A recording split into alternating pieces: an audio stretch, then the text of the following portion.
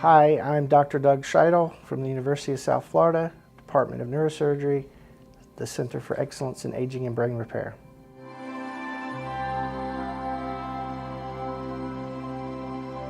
Lithium salicylate and proline. Proline is an amino acid.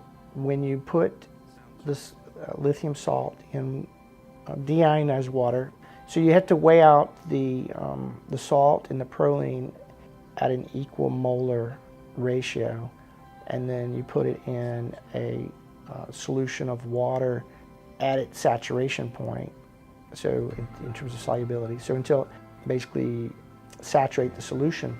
And then you do slow evaporation. The crystals just spontaneously form. The general term is a co-crystal because you have two. In this case you have three, but the salt is already sort of it's a component as its own, and then the proline. And so you have covalent bonds between the lithium and the salicylate, and then hydrogen bonding from the proline with the salt. But it's more complicated than that because proline is also a zwitterion. All amino acids contain both a positive and negative charge, but they're balanced, or roughly balanced depending on the amino acid. And so you, in addition to the hydrogen bonding, you also have the influence of the ionic charge from the lithium and salicylate with the ionic charge from the proline. That also helps pull it together in terms of its stability.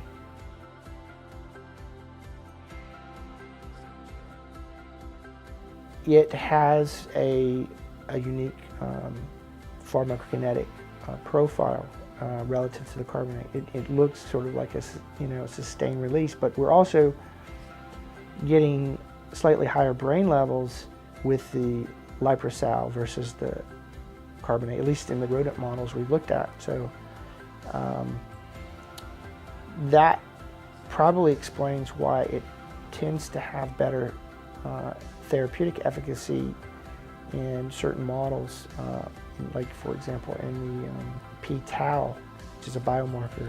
At equal molar concentrations of lithium, the LiProSal has a far better therapeutic effect. And then that's just an example, but also in terms of effects on stem cell proliferation, the LiProSal seems to have a better effect than the lithium carbonate.